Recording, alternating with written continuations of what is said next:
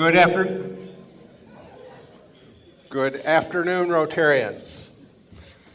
Welcome to our meeting today. This is being Monday. It's the last day in February. And hope everybody remembered Valentine's Day. And if you did forget it, maybe you need to think about some stuff. Anyway, as is our, before we get started and before I forget, we have a ring up here that we found somewhere in the room. It's from a foreign country in Michigan. It's the University of Central Michigan.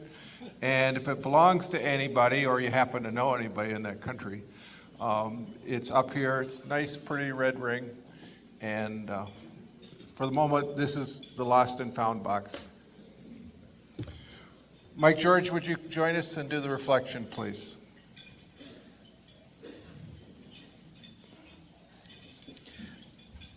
Let us pray. Dear God, as Rotarians, we have always taken the lead role in protecting our community's greatest asset, its people, regardless of their abilities. Let us be vigilant advocates for them, remembering that we must be the eyes for those who cannot see, the ears for those who cannot hear, and the voices for those who cannot speak. Thank you for individuals who advocate on their behalf. We give praise to those who make a place at the table for all to sit, as you have commanded us to do, by loving one another as we love ourselves. Let us use the knowledge gained today to share with others in our community to improve the greater good for our collective betterment. Amen. Allegiance to the flag of the United States of America and to the republic for which it stands, one nation, under God, indivisible, with liberty and justice for all. And I was going to say thank you, Jill, for leading us in the Pledge of Allegiance. George Eistetter, you're out there somewhere? Right here at the mic. Okay, you know I can't see you, but okay. First, is it the truth? Yes, could we all stand for the four-way test? Oh, okay. We'll start over then. Okay. First, is it the truth? Is it the truth? Second, is it fair to all concerned? Is it fair to all concerned? Third, will it build goodwill and better friendships?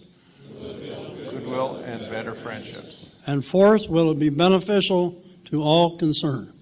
Beneficial for all concerned. Thank you very much. Thank you, George. I think you have another announcement. Also, you can sit down, but President has asked me to mention that you recall that he said something about polio a week or two ago, and he mentioned this morning an update that in the first 7 or so weeks of 2020, there have been 17 new cases, all in Pakistan, and that 2 inoculators, I think you would call them, were murdered in Pakistan giving those shots out. So there's good news and there's bad news, but we hope the rest of the news is good news. Thank you.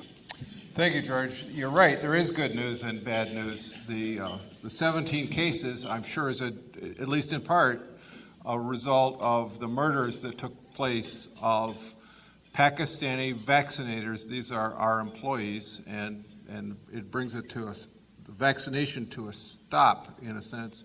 But the good news, as you just said, is we haven't got any polio anywhere else in the world, and that includes Afghanistan. Has not had a case since early December. So good news and bad news. Rotary International and this club in particular, and George as well, you've been involved in this for a long time. We've done a lot to get rid of this disease. We have to finish the job. Thank you to all.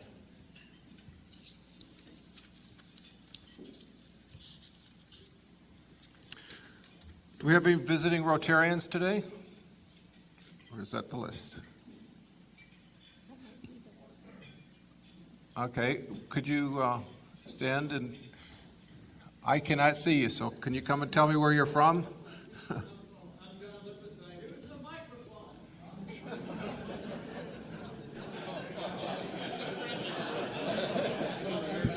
This will be my last time here. No, thank you so much. My name's John Lippis, and I'm with the Sandusky Club. Okay, well, welcome, John. And, Thank you. we want you to feel welcome here, but Yeah, you're not in Sandusky anymore. Welcome Right, to our right, club. yeah.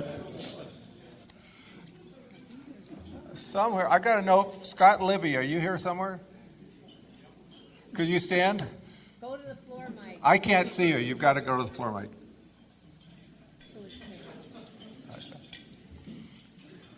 Scott Libby, now Perrysburg Club. Now, Scott, didn't you belong to this club? Yes. Can you give me an explanation? Sure. I was the year after Perrysburg started, and there for 10 or 12 years. Then moved down here to be with the club in the area. And then peer pressure from the home front. My wife, who has lots of friends and associates in the Perrysburg Club, suggested strongly that I move back to Perrysburg. So we all know where the power is in this world. Thank you, Scott, and you're welcome here anytime. You have many friends. Ken Robinson, where are you out there? Would you go to the floor, Mike, and tell us a little bit about yourself or the E-Club you belong to? It was like an interrogation. I can barely see you either. I'm Ken Robinson. I used to be in the Perrysburg Club for many years. Now I'm in the Ohio Pathways E-Club. All of our meetings are online. We have folks from, I think, 8 states and 7 countries in that club. If you ever need a free makeup, Google Ohio Pathways E-Club and you're off to the races. But I made that switch because my travel schedule wouldn't let me, with my job in Cincinnati and Columbus now, maintain things in Perrysburg. So this is a great way to visit bricks and mortar clubs here or in Florence, Kentucky or in Columbus. But here's preferred, so thanks for the welcome. Okay, so you left the Perrysburg Club, huh? Thank you, Ken. Ken was the district trainer for many years. He did a good job.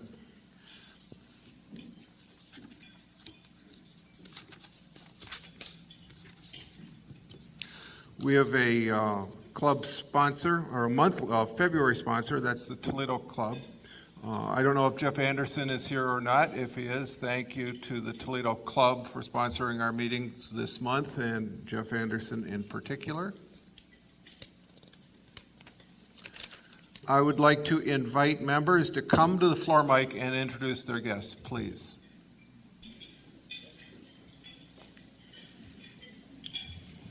President Tim, I have with me today Sierra Hutton.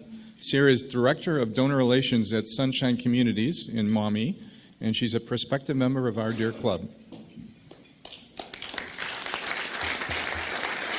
Welcome, sir. President Tim, it's a great privilege. I introduce my niece and outstanding sales representative from Ohio Michigan Paper Company, Tamara Janatowski. Thank you. Welcome. Enjoy the meeting. Thanks, Tom. President Tim, fellow Rotarians, I'd like to introduce Wait a minute, Greg. I thought Yes, you sir. died. What's that? I thought you died. I No, haven't I'm seen you hanging for in months. there. What's that? I haven't seen you for months. I'm hanging in there. So did somebody buy you a meal today? Or Yes, they did. So thank you. Thank you. Thank you for the meal sponsorship. Tim, I put it on your tab right out at the front. I'd like to introduce to everyone today my daughter, Miranda Robertson. She's a graphic designer with Dynamic Dyes in Holland. Claire Menier, a pseudo-daughter of mine, and she's working on her MBA degree at the University of Toledo.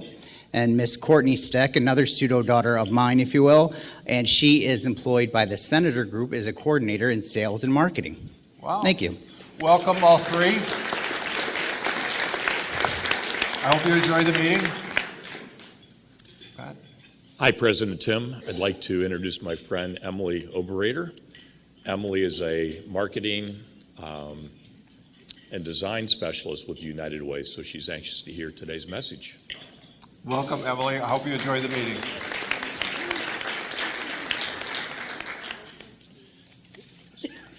President Tim, want to introduce Sarah Beddoes. She is the marketing coordinator on the Employers Association team.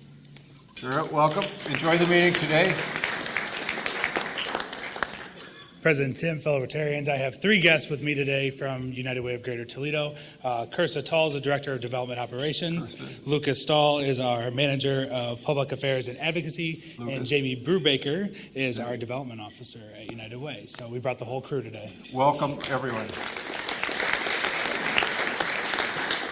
Good afternoon, President Tim and fellow Rotarians. I have brought today a fellow talent and workforce team member from the Toledo Regional Chamber of Commerce. This is Jocelyn Libertor, and she is our Workforce Initiatives Manager.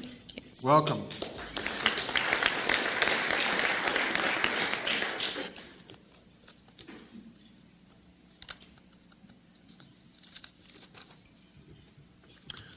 Scott Henshaw, are you there somewhere?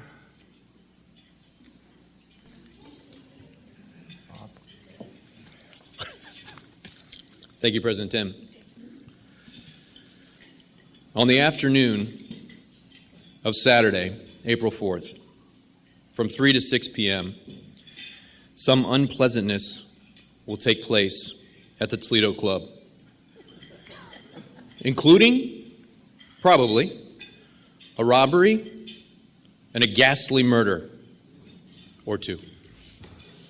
You, your spouse, and your friends are invited to explore the secret nooks and crannies of the Toledo Club while whispering your theories and searching for the clues that might just solve a mystery.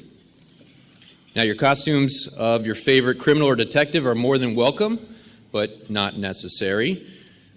And I assure you that this event, should you choose to come, will be to die for. Thank you. Oh, no, Scott. When are you doing this? April 4th, Saturday, April 4th, from 3 to 6 p.m. Do I need to bring a magnifying glass? You should. You should. And if you have a Sherlock Holmes hat, highly encouraged. Thank you very much. I think it's going to be a fun event. Yeah, certainly will. Mr. Murphy, are you out there somewhere?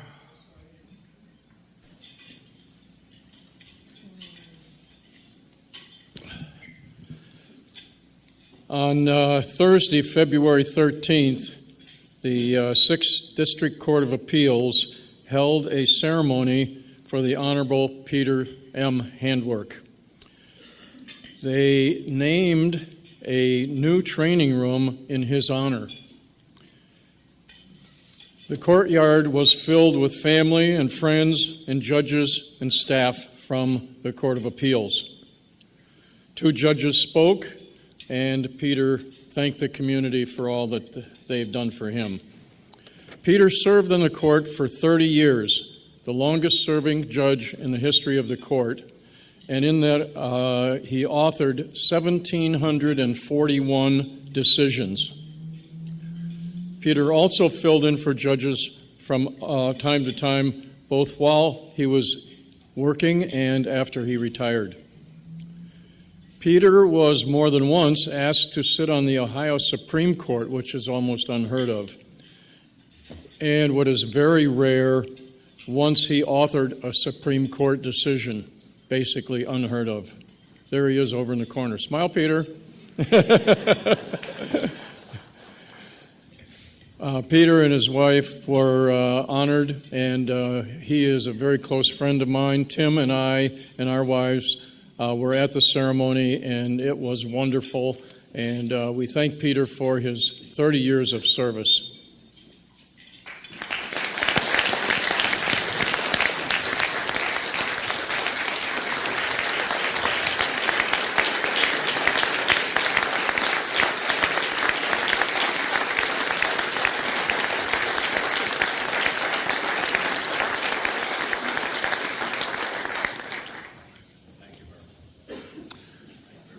Peter, I think I should say well done. 30 years on the bench, 1,700 decisions which set the tone for how this community operates and the stability that it has, all that you've done. We're all grateful for your service. When I heard that that you were going to the courts, I was just glad they let you go. So. Thanks, Murph. Jack Hollister, are you out there?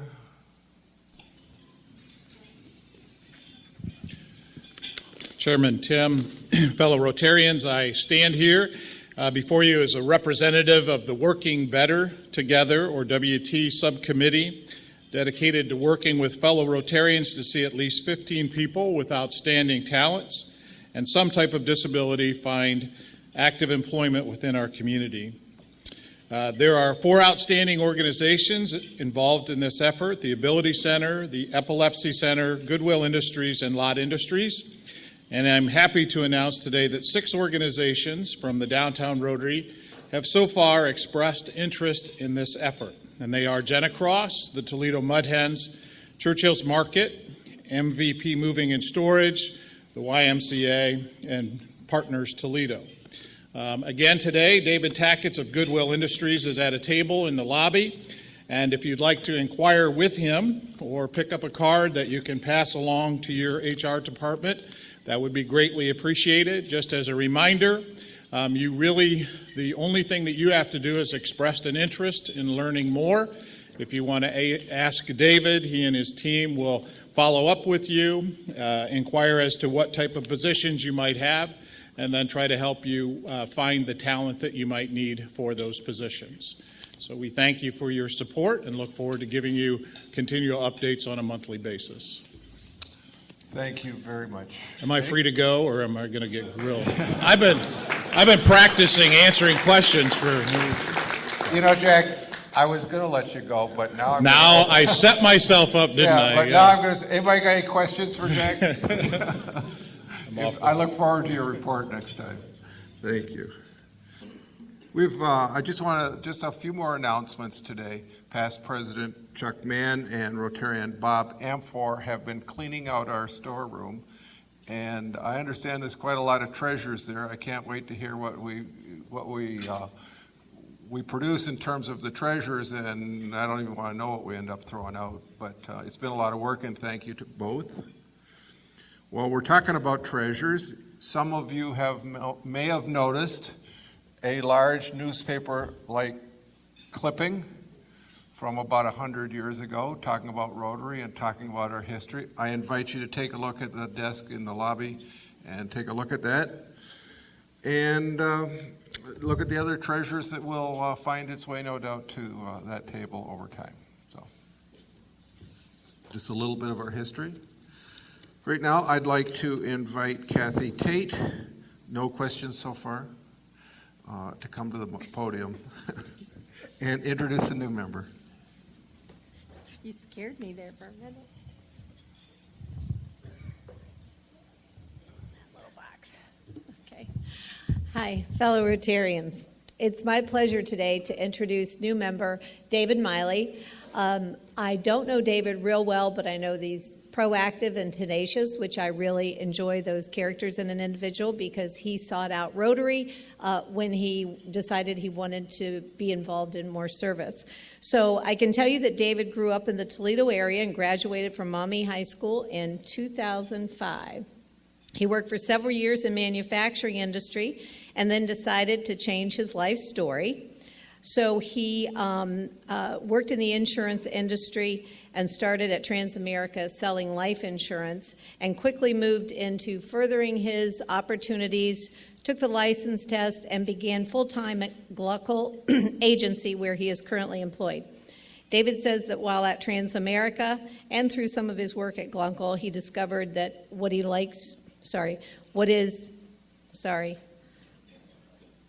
couldn't read what I wrote. He likes serving people. That's what I'll just go there.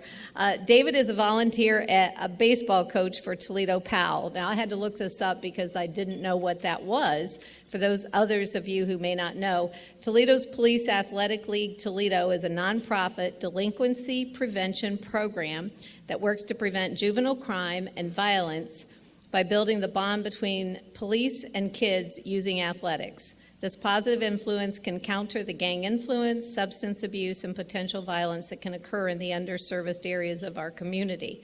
The program focuses on serving those youth that are in the underserved areas of the community. So something new I hadn't heard of. I think it's a great opportunity that David is involved in. He's also an active member in Toledo Area F3, an outdoor men's workout group. The most important item to note about David are his two children, Gabe, who is 11, and daughter Sophia, who is 1. David continues to seek out other avenues of opportunity for himself and his family to serve others. So today, before the meeting, I made sure I introduced him to a few key Rotarians who will help him find his way and navigate through that process here in the club. His pet peeve is when people don't use basic manners such as please and thank you and holding open a door for others. So, fellow Rotarians, please join me in welcoming David Miley.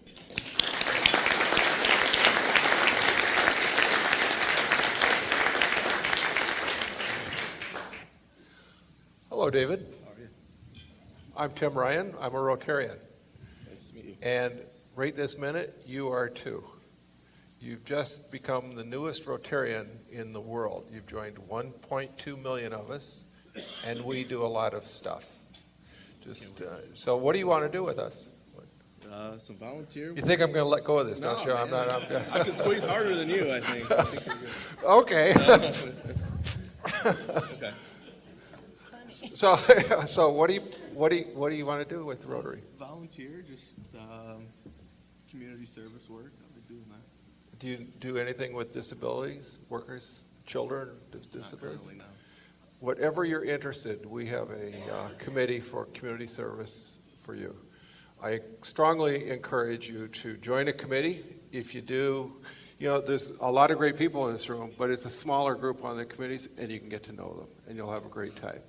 I have a pin for you, which says that to the world that you are a Rotarian.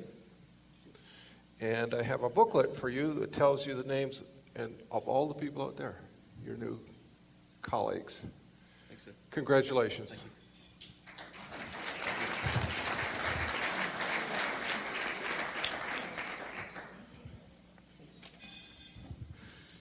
Mary Federkey, I thought that you dragged John, but then you said that John dragged you here? Okay, well, I'm going to give you the floor mic so that you can introduce our speaker today, but if you want to say anything to John, go ahead in public.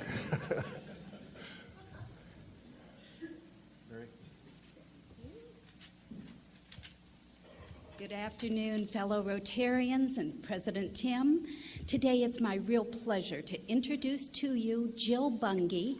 Jill is the Director of Community Impact at United Way of Greater Toledo, and in that role, one of her primary responsibilities is strategic management of the 211 Community Information and Referral Service, and this serves Lucas, Wood, and Ottawa Counties. Before coming to United Way, Jill was the Executive Director at Food for Thought, which many of you may be well aware of. It's a Toledo-based organization that is focused on serving those in hunger situations, food insecurity.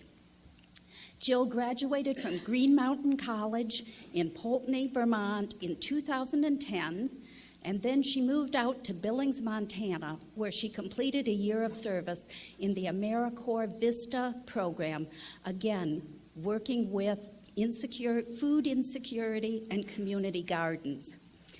While Jill was out in Montana, she also started and ran a program for a children's garden. She was there 2 years doing that, and then returned to her hometown of Toledo, Ohio. So having served in the nonprofit sector for almost 10 years at this point, Jill really knows her passions.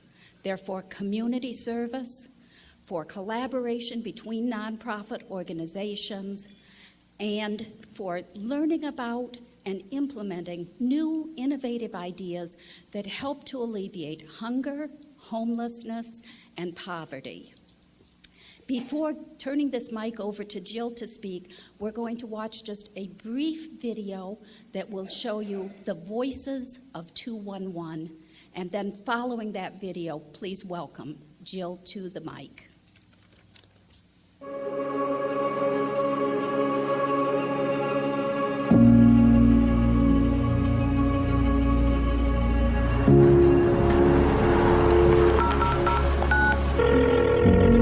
Thanks for calling United Way 211. This is Andrea. How can I help you? Yes, I was calling to see if you could tell me where the nearest food pantry is. I think I need a lawyer. Do you have any idea where I could go for some donations? I just have so many bills piling up. Rent, utilities. Okay, so what I can do for you is connect you to a few programs and resources that you might qualify for. First, I'm going to need to collect some confidential information from you. Is that okay? Yeah, anything. I'm actually calling for my neighbor. Is that okay? Are you currently employed? Kind of. I got hurt and I haven't been able to work for a few weeks now. I'm pretty scared I might lose my job. I have medical bills adding up, and I'm worried they're going to go to collections. I don't know. Okay, I understand. It looks like there's a church in your neighborhood that offers rent assistance. They're open right now if you want to give them a call. Also, I'd be happy to direct you towards a place that can help you with your resume if you might need to look for a different job. Yeah, that's a good idea. Can you tell me how much a lawyer might cost? Well, there's a lot of factors. What kind of trouble do you feel like you're in? He shoved me into a wall. My husband said really terrible, awful things, and then he shoved me into a wall. Oh, I'm so sorry. Do you have a safe place to stay tonight? No, not really. We can't go back there. Okay, let me give you some information for some legal assistance. I'm also going to give you some shelter information for people dealing with domestic violence, so you can make a plan. Do you think there's any way I can get groceries today? I found 2 food pantries in your area. Do you know if the family has any other needs? I can't say for sure, but I know that their grandson has asthma, and I know that the medication can't be cheap. Okay, I have a few places you can call. Do you have a pen? I didn't know that there were places where you could get free legal help. You think I might qualify for that? United Way 211 connects people with resources in our community. Your support unlocks doors for people when they need it most.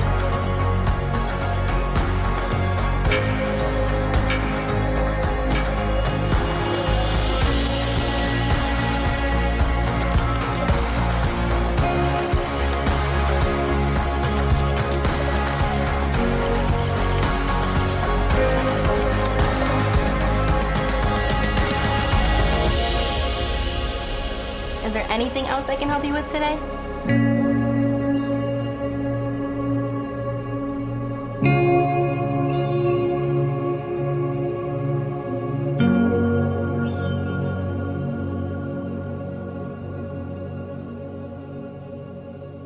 Thank you. Good afternoon. I'm very appreciative of the opportunity to be here today. 211 is a resource that I have used in my personal and professional life since 2014 when I relocated back to the area. And having worked more intimately with the program over the past year, I've come to deeply appreciate its power and capability in our community. So I really appreciate you all allowing me to share that with you today. So 211, it's a free and confidential service that helps people across North America. So this is a program that's wider than just Toledo, but get them connected to resources 24 hours a day, 7 days a week. Annually, 12.8 million connections to help are made each year. 80% of the state of Ohio is covered, and 94.2% of the U.S. is covered by some incarnation of 211. And over 70% of 211 programs throughout the network are funded or administered in some part by a United Way.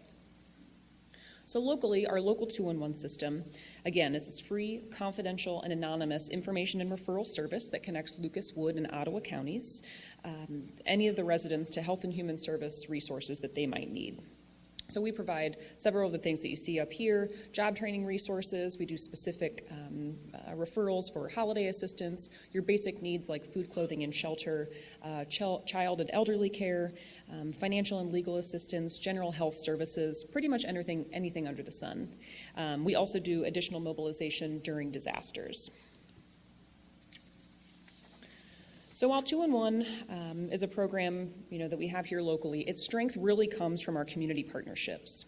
So we're working closely with some of the area's major nonprofit institutions and coalitions to see how 211 can play a role in connecting people to resources that they need, and then how 211 can actually adapt to best serve the needs of individual agencies or populations in our area. So we're training social workers, case managers from mental health and substance abuse agencies to use 211 to connect their clients to resources outside of their medical realm of needs. We're working with the library system to assist with requests or referrals that their frontline staff might otherwise have to make that they might not be able to address in-house. Our 211 team is also immersed in community-wide conversations about bigger systemic problems that happen in our community. We're working with Lucas Metropolitan Housing Authority and the Toledo-Lucas County Homelessness Board on housing and emergency shelter issues as well. It is absolutely imperative that we raise awareness about 211, which is thus what brings me here today, for two reasons. Really, the first, of course, is to connect people with the myriad of resources that we have in our area so that they can get connected to things and programs that already exist. But also, we really want to build this robust data set, this publicly available knowledge center of new and up-to-date programs that are emerging in our community and agencies that are providing new resources. So this is why our media partnerships are so critical to that. They help spread knowledge about 211, both to the end user, but also to the agencies that are providing their programs, so that we know that service providers are registering with us and they're putting their information into this database. Block Communications has really become a leading partner in this arena in 2020 for us, which we're so appreciative of. So 211 also has great partnerships in the education space. In the K through 12 world, we're registering TPS students for free backpacks and supplies at the beginning of the school year. We're also working with Scott High School students and families now with their new scholarship opportunity so that they have additional supports that they need to be able to take advantage of that to the fullest extent. And on a higher education level, we're working with Owens Community College to help connect their students to resources to ensure that they remain in school and that they have the appropriate financial supports to do so. And then there's an obvious tie between the work of 211 and many of our local government entities. For the past year, we've been working really closely with Toledo Fire Department and our 911 first responders to make sure that they're equipped with 211 resources so that they can help folks get connected to basic services like food, utilities, housing, so that when they show up on scene and they realize that there's perhaps not a medical emergency at hand, they know how to provide that appropriate referral. We're contributing to workforce development by connecting folks to job finding resources, and we're working on collaborative data capture with the city and county to get a clearer picture of where need exists and where new needs might be emerging. We're really thankful to have such tremendous support from our elected officials, our local government agencies, and other public servants at the city and county level both. So 211 has existed in our community for quite some time. This program has been around for over 50 years. Its first incarnation was called First Call for Help, which emerged in the early 70s. And while we have this long-standing history, this service has really evolved recently with new technologies, and we've undergone really positive transitions in the past year. So our renewed focus is around growing this community database, as I said, making sure it's reflective of the wealth of resources that we have in the community, and also to shed light on areas where there might be some gaps, where we might not have enough programming or adequate agencies that are fulfilling a need that seems to be existing. We're making a much more intentional effort around community awareness, and this service truly is for everyone in the community. So through advertising, community outreach, public presentations and trainings, we really need to reach people across all three counties to make sure that 211 is as well known as 911. And we hope this outreach has a direct correlation for increasing the utilization of 211. So when people contact us, we're able to capture their basic demographic information, and that can be hugely powerful for shedding light on the types of folks that are calling, the needs that they have, and then that informs community collaborations to be able to adequately plan for new and emerging needs. And all the data that we capture is publicly facing at an aggregate level. So you guys can all view this at any time. We can share this information publicly. And we really want service providers and community members and companies to know why people are contacting us so that we can all address those collaboratively. So I'm going to get into some more specifics of our program locally here. So in 2019, 62,000 contacts were made to our 211 service. Over 1,500 veteran and active duty households were served. And 3,200 contacts were made by folks age 65 and older, by older adults. So across our three-county footprint, as I said, we exist in Lucas, Wood, and Ottawa County. Each business day, we respond to about 250 calls across our three-county footprint. Lucas County has our highest volume of calls. The top zip codes calling from 211 are 43604, 09, 05, and 07. And on the right there, the top three needs that we see consistently are for housing and shelter, for food, and for utility assistance. So this community resource database that I've been talking about. So in addition to being able to call and talk to someone, we call those folks our community resource advisors. They respond to text messages, and then your standard by dialing 211. But we also have this online database with search functionality. So we have 700 agencies that are listed in here who are administering over 2,000 different programs. Most of those, the vast majority of those resources are local, but we also provide resource referral to state and national organizations as well. But we're also collecting this additional information, and this is really what equips people to be able to utilize the information that we're giving them. So we know the contact information for these places. We also know the eligibility guidelines, the hours of operation, the documentation required. So if you're going to a food pantry and you need to have your Social Security card and a birth certificate, we want to make sure that you have that information so that you're there at the right time and that you can get service the day that you show up and arrive. And we have database specialists who are tasked with keeping all of this information up to date. As you can imagine, it's a pretty heavy lift to make sure that all that information is accurate. So once annually, we send out a reminder to each agency to update their program information, but we're doing this on a continual basis throughout the year. So agencies can contact us at any time if their programs may change or shift, or perhaps they get a grant and they're opening up a new program. They report that back to us, and then that's reflected in our database. We also collect information from the folks who are calling us. So if someone calls and they know of an emerging service in their area, we're able to then feed that information into our database and update that. So asking the second question, sometimes services are not available for specific needs, but this is where the navigation piece with our community resource advisors is really coming in to provide that extra mile to help people.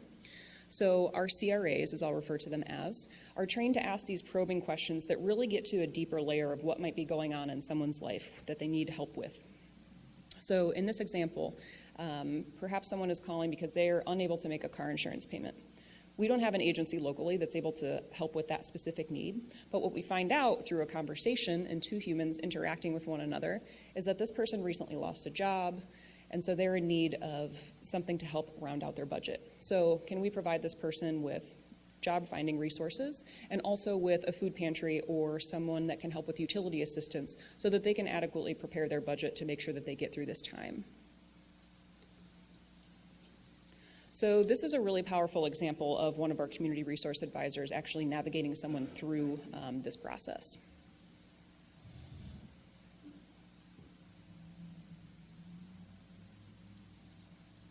Hello. Hello. Hi, thanks for calling 211. This is Jennifer speaking. How may I assist you? Hi, I'm looking for the number for the fair housing for Lucas County. Okay, sure. What kind of services are you looking for with them? My house was destroyed by a tree, and the mobile home park that I live in is wanting to just leave it as an act of God, and the house, or the tree was rotted. I feel like it was their negligence. Here's the code where you live. That's 43558. And what city is that? It's Lucas County. It's a Swanton address. Okay, thank you. And your age? I am 31. Thank you. I tend to forget It's that okay. on purpose. Exactly. After I turned 26, I'm like, I'm done. I'm 26 forever. Every year from now on. Okay. Now, is anyone in the home pregnant? No. Any children in the home? Yeah, we have 3. Okay, thank you. And anyone in the home a veteran? No. I'll go ahead and pull that up for you. Do you have pen and paper? Yeah. Okay, so what they do at Fair Housing is they provide enforcement of fair housing laws, which include free and confidential complaint and investigations related to discrimination. So if this is something related to them discriminating against you for any reason, then that would be the appropriate place to call. Your situation, I don't think this is the appropriate place to call. I can tell you places that you can call, but I'll also give you this number. So what I would say is to contact some places about your landlord-tenant rights, because technically the landlord-tenant rights information. So for that, you can contact, the Coalition on Homelessness and Housing in Ohio.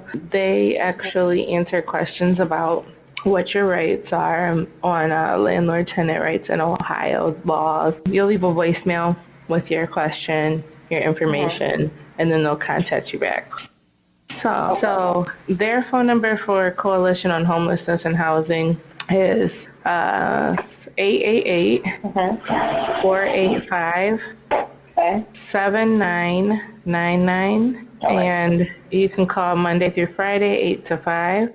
And the number I want to give you is for legal aid. Basically, you can contact them, same questions, and they'll have you do an application by phone. If they're not able to help you, they'll give you some brief legal advice on what you can do. The number is 419-724-0460.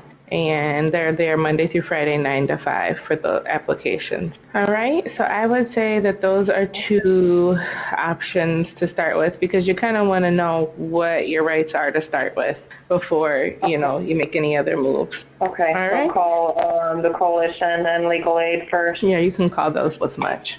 Thank All right, you. is there anything else I can help you with? No, ma'am. Okay, well, you're welcome, and if you think of anything else, definitely give us a call back. We're here 24/7. Thanks for calling 211. Have a good day. Thank you. You too.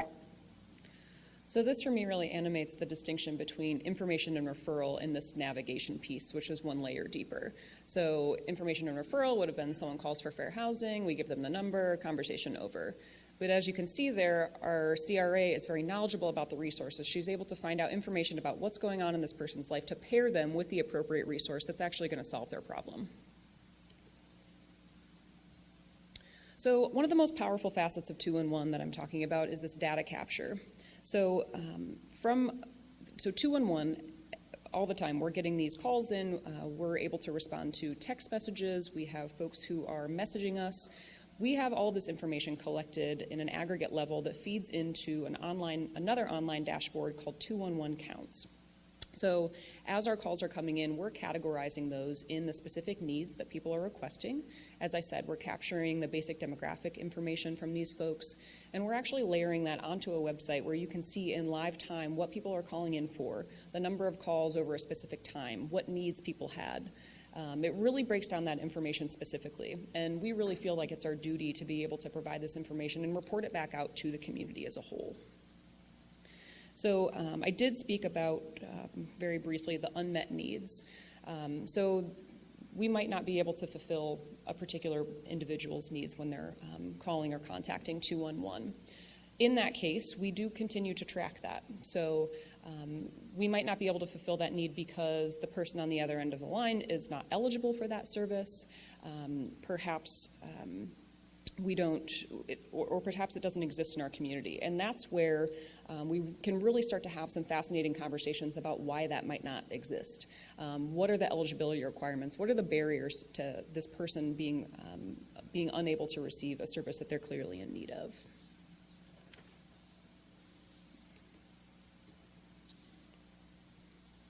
So here's a few additional audio calls. Can you play the translation one, please, Walter? Okay, I will see if I have an interpreter. Okay, I'm going to put you on. I'm going to put you on hold. One moment. Okay, thank you. Mm-hmm.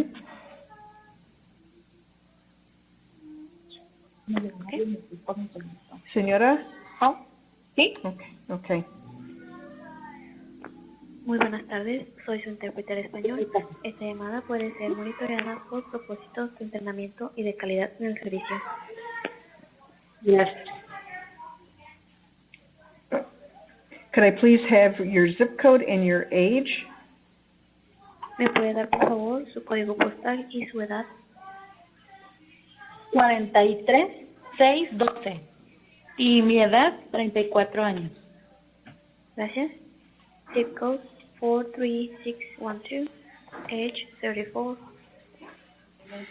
Okay, and does she have any minor children in the home? So for time's sake, I'm not going to go through additional audio calls, but that is showcases our translation services, which happen very quickly. So again, showcasing that we are really trying to accommodate and make sure that everyone is able to access the resources that are available in our community.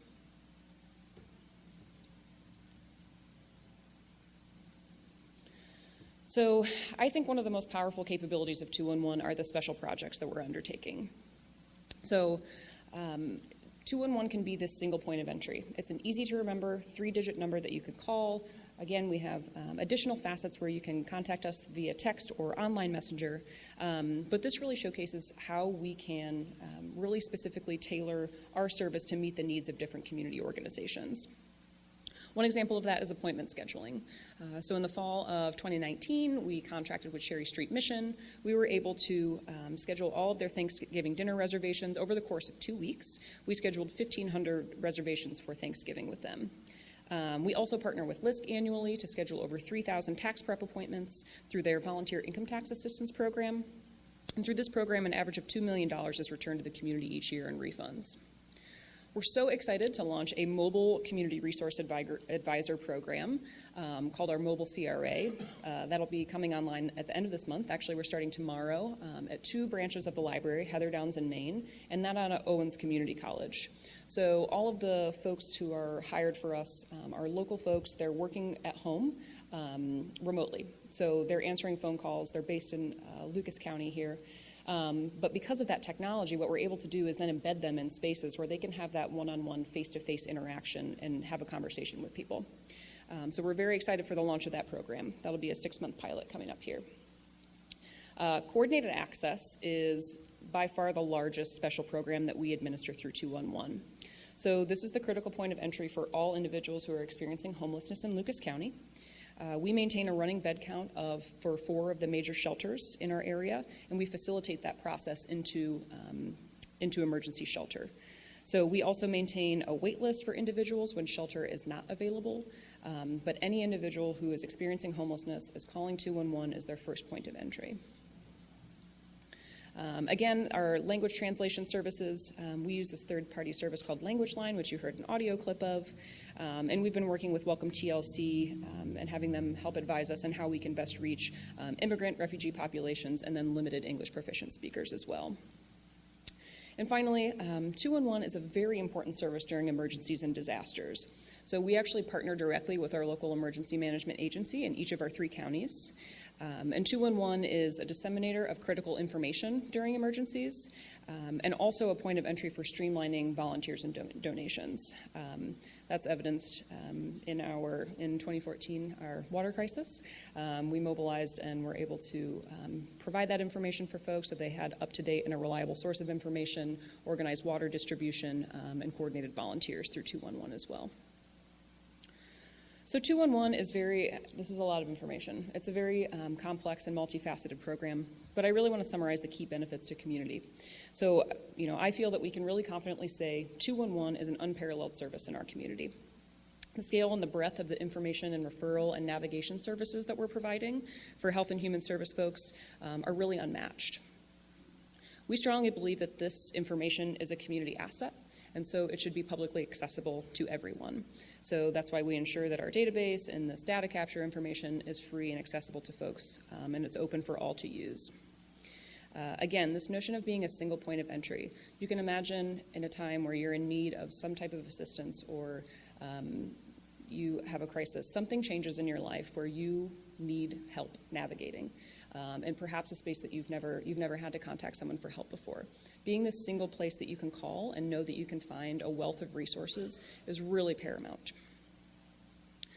The contacts that are made to 211 are this pulse on trending needs in the community, and we also feel, that our corporate partners, our philanthropists, folks can more collaboratively address the needs if they're aware of what trends are emerging and happening in real time.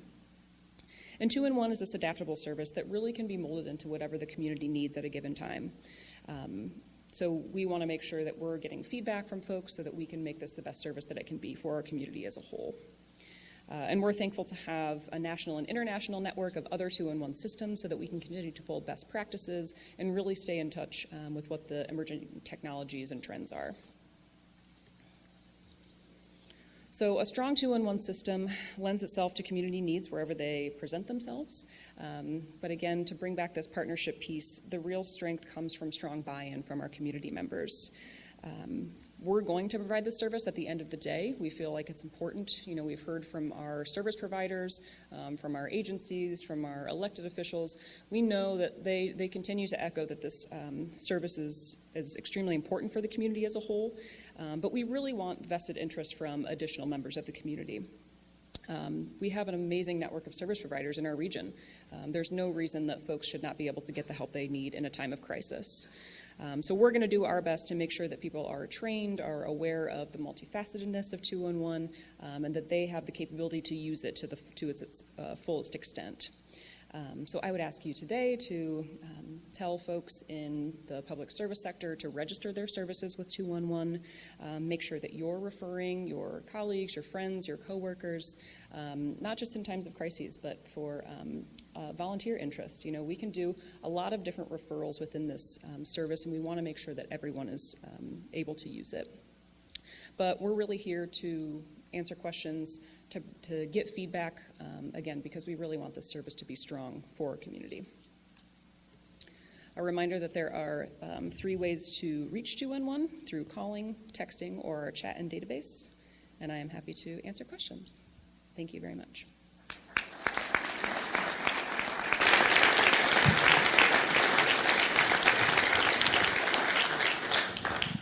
Thank you, Ms. Bunge, for your fine presentation. My pleasure. I suspect I'm typical of most Rotarians here today. Before this presentation, I didn't know 211 from 811 or 611 or 911. And thus my question, how do you intend to educate the public as between calling 211 and 911? Yeah, that's a fantastic question. It's something that we've been talking about a lot with our first responders. 911 is this number that we have ingrained in us from the time we are in elementary school. It's the one number that we know to be able to call. What we want to do is make sure that our first responders who are on the front line, who are arriving on the scene, have the knowledge to be able to provide that referral. For overutilization of 911 in our community, we're seeing that it's a lot of folks who are repeat calling over and over again. So if we can really get on the front lines and make sure that they know about 211 to address some of the other needs in their world, for instance, if they're discharged from the hospital, they're diabetic, and they don't have food in the house, that's going to result in a 911 call. But if we can equip them with other resources to make sure that they have food in the home through 211, that will hopefully prevent that up front. But really making sure that we're immersing ourselves in lots of different community spaces to make sure that people have an understanding of just a baseline of what 211 can provide is critically important as well.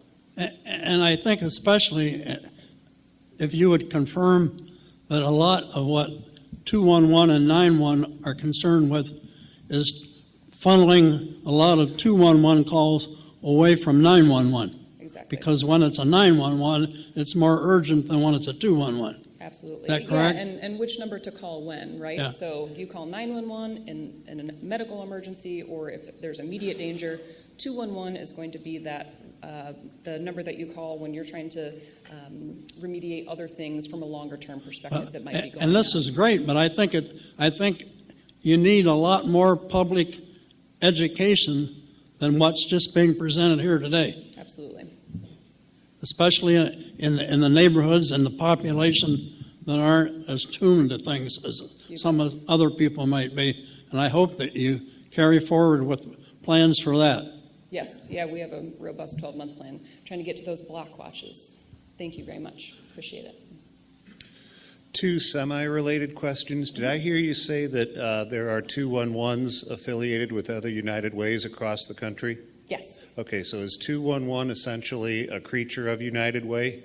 Is that where it was launched at a region-wide level? Here locally, yes, in Okay. our 3-county footprint, yes. What would the other organizational structures be outside of this area? They may just be nonprofit organizations. So we actually partner with an entity in Kalamazoo, Michigan called Griffin Place. They're an independent 501c3 nonprofit, but a call center. So they manage a lot of Western Michigan. And different 211 systems look different in different states. So Michigan is on a statewide system. In Ohio, we have specific areas. So we're administering our 3-county footprint here in partnership with United Way of Greater Toledo. Then is it United Way funding that drives the business structure, the business about model? 50% of the funding United Way funds, and then we also partner with some county, state, and federal funding to fund the other half. It's about a $500,000 program annually. Thank you. Yeah. Where are your offices at? So our 211 director is housed in the United Way of Greater Toledo office. We also have a coordinated access specialist, that woman who is coordinating entry into the shelters. She's also based in our office. And then the rest of the 13 community resource advisors are local hires who are working from their homes, but they're coming into our Toledo office once a month for trainings. Wonderful. Thank you so much for your time today. I really appreciate it.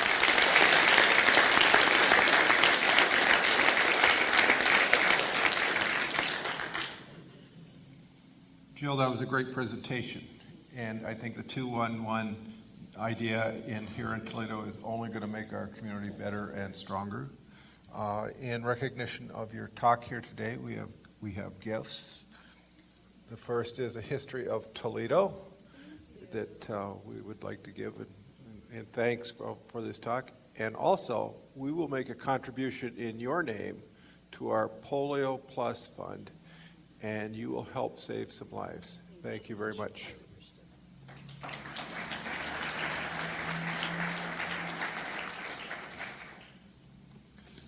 Just a few things left today. We have a Peace Committee meeting today in the North Cape Room.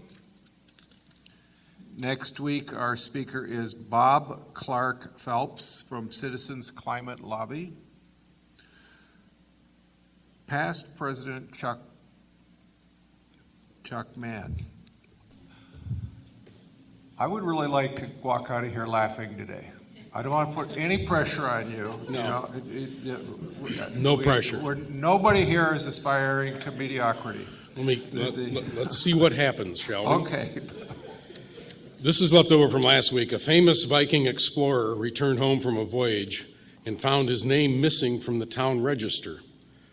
His wife, on complaining to the local mayor, who apologized profusely, saying, "I must have taken leaf off my census."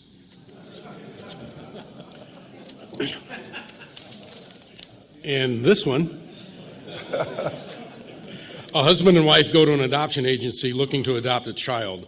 They are well-dressed and well-spoken, and the social workers are quite impressed with them. However, when asked about their profession, the couple said they run a circus. Hearing that made the social workers raise an eyebrow. It didn't sound good to them, an environment with animals that is moving all the time. Doubts were raised about their suitability as parents. So the couple produced photos of their 55-foot motor home, which is clean and well-maintained and equipped with a large and spotless nursery. The social workers are happy to see this, but then raise concern about the kind of education a child would receive in the couple's care. The husband put their mind at ease, saying, "We've arranged for a full-time tutor who will teach the child all the usual subjects, along with French, Mandarin, and computer skills." Next, though, the social workers expressed concern about a child being raised in a circus environment. This time, the wife explains, "Our nanny is a certified expert in pediatric care, child welfare, proper nutrition, and exercise, all that a child requires." The questions met with such excellent answers, the social workers are fully satisfied and ask the couple, "What ages were you looking to adopt?" The husband says, "It doesn't really matter as long as they fit in the canon."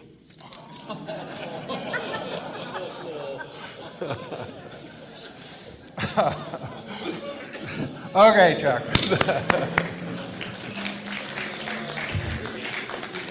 With that, David, welcome to Rotary, and we are adjourned.